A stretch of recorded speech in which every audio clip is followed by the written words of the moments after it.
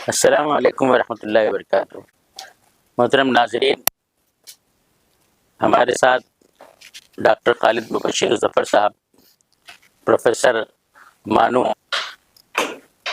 امیر حلقہ جماعت اسلامی ہند تلنگانہ موجود ہے۔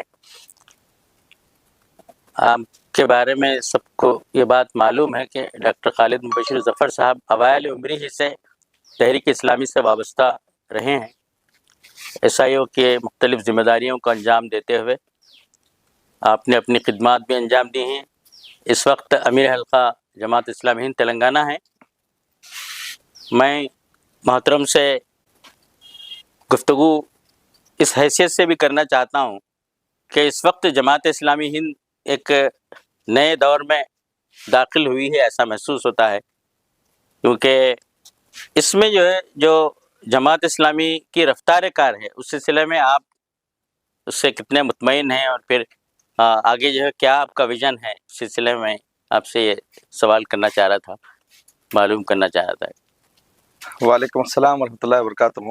الحمدللہ جماعت اسلامی کافی طویل عرصے سے، قریب 75 سال سے زیادہ عرصے سے اس ملک میں خدمات انجام دے رہی ہے، اور ہمارے پاس رفتار کے بارے میں جو چیزیں ہمارے معیارات متعین ہیں انہی کو ساتھ لے کر ہمیں اسپیڈ کو بڑھانا ہے۔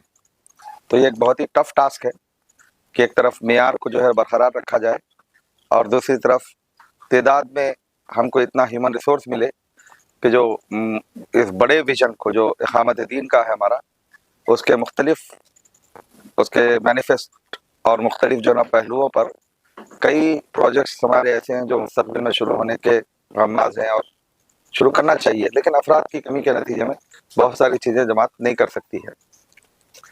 ماضی میں جو صورتحال تھی، جماعت کو جو آزمائشیں تھیں ملت سے بھی اور پھر دیگر طبقوں سے بھی، اب صرف اتنا ہوا ہے کہ جماعت کی پذیرائی مختلف سماج کے طبقوں میں، غیر مسلموں میں اور ایوانوں میں بھی اور ملت میں بھی بڑی ہے۔ تو اس حساب سے ہم کوشش کر رہے ہیں کہ سماج کے اندر جو مسلمانوں میں خاص طور پہ جو باصلاحیت طبقہ ہے اس کو تحریک اسلامی کے قریب تر لایا جائے۔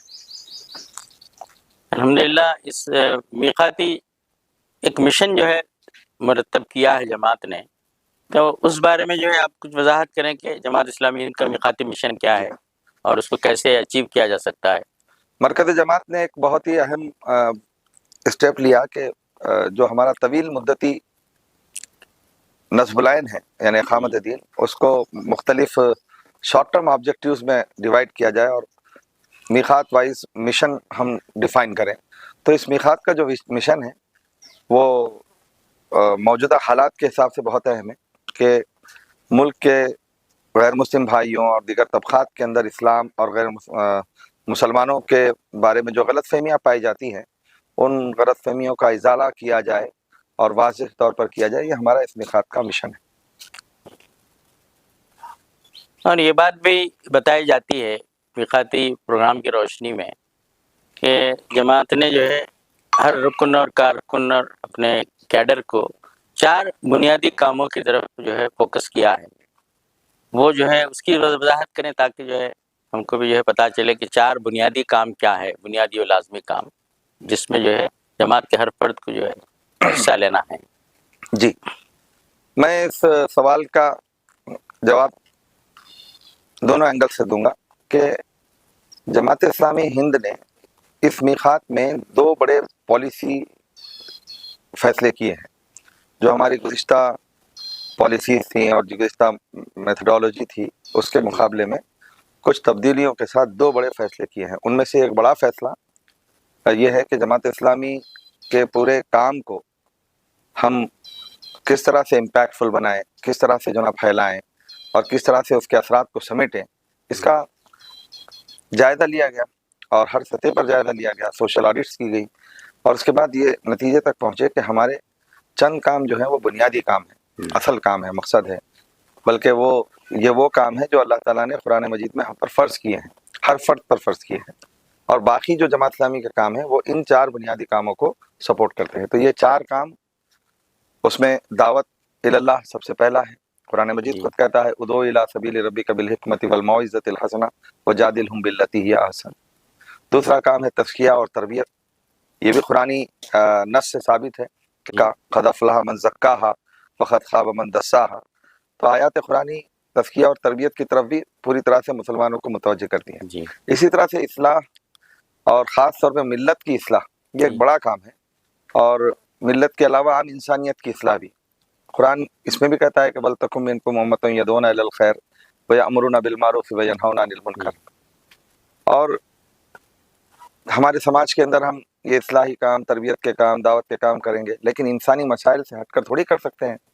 لہٰذا وہ انسان جو آزمائشوں کا شکار ہے، ان کی خدمت ایک اہم ترین فریضہ ہے۔ اور ہمارے مالوں میں تک اللہ کہتا ہے کہ وفی اموالہم حق للسائل والمحروم۔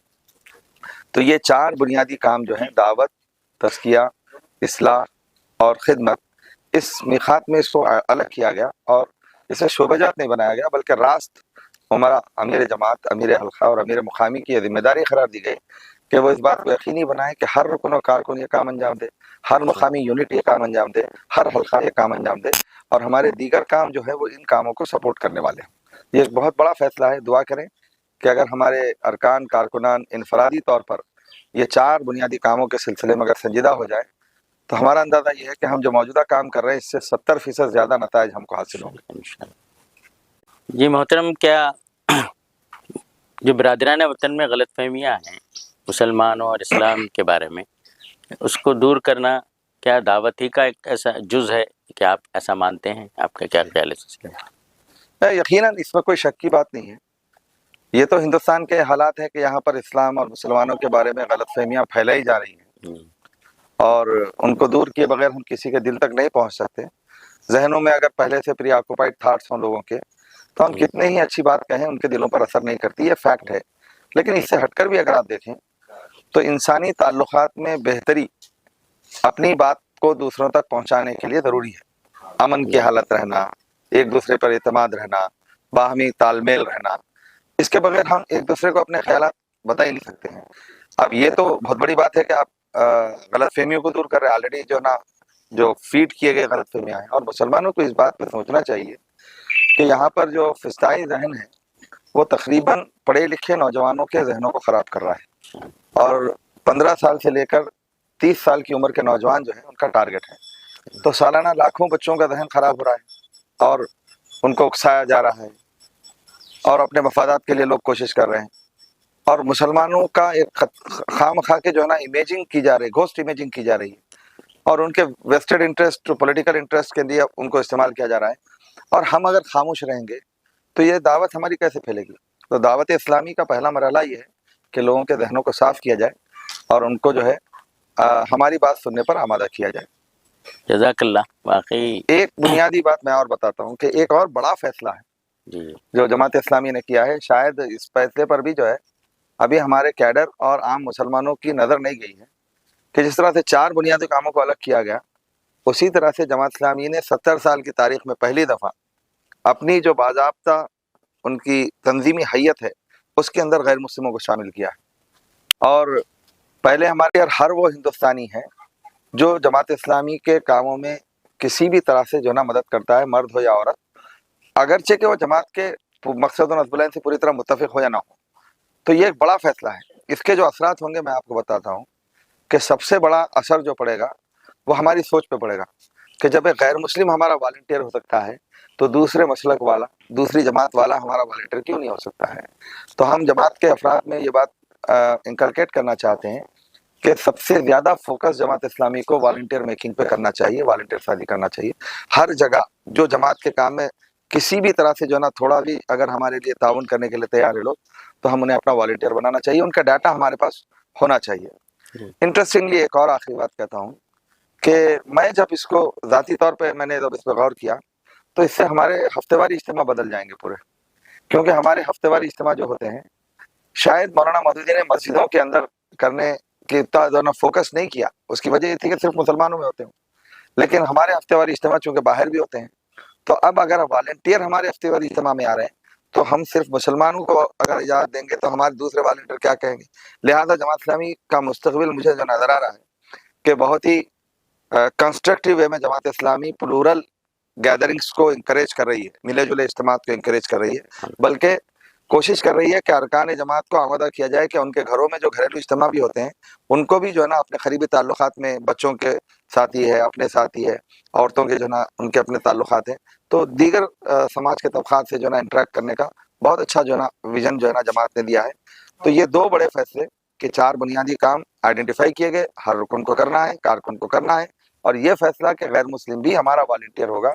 ये दो बड़े फैसले 21वीं सदी के इस कॉर्नर पे मेरा मानना है कि इस्लामी तहरीक के बड़े अजीम फैसले हैं, जिनका बड़ा इम्पैक्ट जो है ना आने वाले दिनों में हमको इंशाअल्लाह हमारी कोशिशों पर भी और असरात पर भी नजर आएगा इंशाअल्लाह। इत्तेहाद मिल्लत के सिलसिले में जमात की जो है कोशिशें, फिर यह उसका जो है क्या इम्पैक्ट रहा, उस सिलसिले में भी कुछ रोशनी डालें तो। जमात इस्लामी तो अपने आगाज ही से जो है ना इस बात को तय करके है कि जमात के मुसलमानों की जितनी जमातें हैं, मुसलमानों के जितने मसालिक हैं, उन सब चीज़ों को जो है ना अपने साथ जो है ना अकोमोडेट किया जाए। मौलाना सैयद अमरुल्लाह मौदूदी ने अपने उनका एक बहुत मशहूर खिताब है जमात इस्लामी के 29 साल, उसमें इसको वाज़ेह किया है कि मुख्तलिफ मसालिक के लोग जमात इस्लामी में कैसे आ रहे हैं, उसको सुनना चाहिए हमें।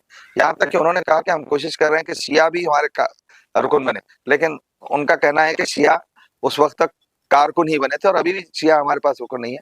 लेकिन अगर हम एक इस्लामी तहरीक है, मूवमेंट है, तो मूवमेंट किसी मसलक के अकीदे या तबके की बुनियाद पर नहीं हो सकती है, वो तमाम मुसलमानों के लिए है, तमाम इंसानों के लिए है। तो जमात इस्लामी की कोशिश ये रही है कि न सिर्फ ये कि खुद दूसरों को जो है ना जगह फराहम की जाए, करीब किया जाए लोगों को, उनके जो ना मुत्तहिदा प्लेटफॉर्म्स बनाए जाए, बल्कि जमात दूसरे मसालिक और दूसरे ख्यालात के लोगों को अपने इज्तिमात में भी बुलाती है।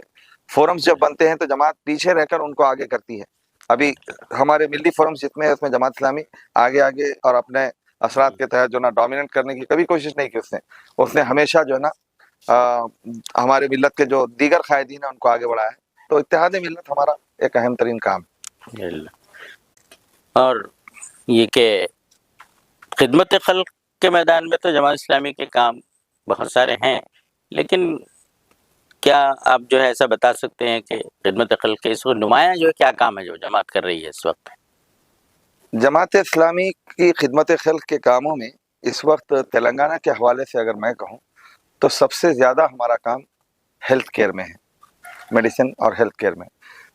जमात इस्लामी के 4 बड़े हॉस्पिटल्स हैदराबाद में यानी खिदमत अंजाम दे रहे हैं, मुस्लिम मैटरनिटी हॉस्पिटल, मुस्लिम जनरल हॉस्पिटल, और अब अल्हम्दुलिल्लाह एक निज़ामाबाद में हॉस्पिटल खुलने जा रहा है। तो हमारी कोशिश है कि हेल्थ केयर में जो है ना हम पूरे अजला में बशमुल करीमनगर में भी यहाँ पर हमारा एक क्लिनिक चलता है, लेकिन हमारा विजन ये है कि अगले 10 साल में यहाँ पर एक बड़ा हॉस्पिटल होना चाहिए। तो उसको लेकर हम यहाँ पर इंशाल्लाह मनसूबाबंदी करेंगे। इसके अलावा छोटे छोटे क्लिनिक्स, मेडिकल एड, ये मेडिकल और एंड हेल्थ के सेक्टर में जमात का बहुत बड़ा काम है। दूसरा बड़ा काम तालीम है। तालीम के मैदान में हमारे मदारिस भी हैं, हमारे स्कूल्स भी हैं, हमारे कॉलेजेस भी हैं, और जो है ना स्किल बेस्ड इदारे भी हैं।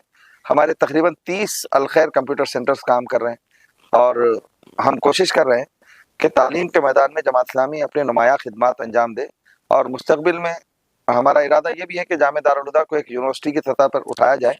तो उस वक्त जो हमारे बिखरे हुए जो इदारे मुख्तलिफ अजला में हैं, इंशाल्लाह उसके साथ अफिलिएट हो गया नेटवर्क बनाएंगे। तीसरा बड़ा काम मैं जो समझता हूँ वो कैपेसिटी बिल्डिंग का है। माइक्रो फाइनेंस के ज़रिए से और बिलासूदी क़र्ज़ों के ज़रिए से जमात इस्लामी हर ज़िले में अपनी बिलासूदी खिदमत और जो है ना रिफाई खिदमत को जो है ना आगे बढ़ा रही है। अल्हम्दुलिल्लाह। ये तो अब आप जो है कोई पैगाम जो नाज़रीन को देना चाहें ताकि जो है उनको वो इस्तेफ़ादा कर सकें तो बेहतर है कि जी पैगाम दें आप।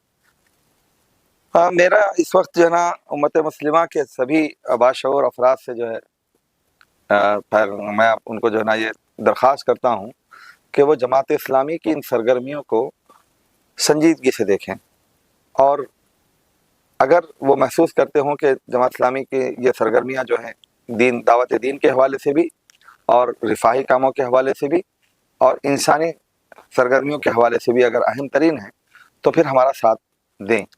जमात इस्लामी के दरवाजे सबके लिए खुले हुए हैं। हर वो शख्स जो जमात इस्लामी के दस्तूर को पढ़कर एक कमिटमेंट करता है वो जमात इस्लामी का कमिटेड रुकन बन सकता है।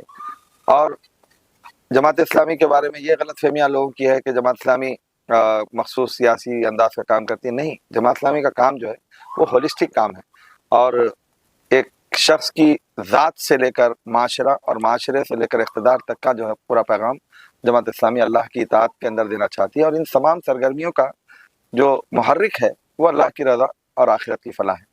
تو خاص طور پر نوجوان نسل اس وقت بہت بڑی تعداد میں جماعت کی طرف متوجہ بھی ہے، اور ہم اپیل کرتے ہیں کہ آپ جماعت کے ساتھ گہری وابستگی اختیار کریں، اور انسانوں کے ذہنوں میں جو زہر بویا جا رہا ہے، غیر مسلم بھائیوں کے ذہنوں میں جو زہر بویا جا رہا ہے، وہ صرف جماعت اسلامی کے لیے نہیں بلکہ تمام مسلمانوں کے لیے اور تمام ہندوستان کے عام انسانوں کے لیے بھی جو نقصان دہ ہے، تو اسے لوگوں کے ذہن سے صاف کرنے کی جو کوشش جماعت کر رہی ہے، اگر یہ ملت اس میں متحدہ طور پر جو ساتھ دے تو یقیناً چند سالوں کے اندر ہم ان ذہنوں میں جو نگیٹیوٹی انجیکٹ کی گئی ہے اس کو پازیٹیوٹی میں کنورٹ کر سکتے ہیں۔ اللہ کی ذات پہ بھروسہ کرنا چاہیے۔ ہندوستان میں مسلمانوں کا مستقبل کوئی تاریک نہیں ہے، ہم کو ہماری کوششیں کرنا چاہیے۔ یہاں جو دعوت کے، یہاں جو خدمت کے، یہاں جو اپنے دین پر عمل کرنے کے مواقع ہیں، میری دانش میں وہ دنیا میں کہیں نہیں ہے۔ اللہ سے دعا ہے کہ اللہ تعالی ہم سب کو عمل کی توفیق عطا فرمائے۔ جزاک اللہ ڈاکٹر صاحب۔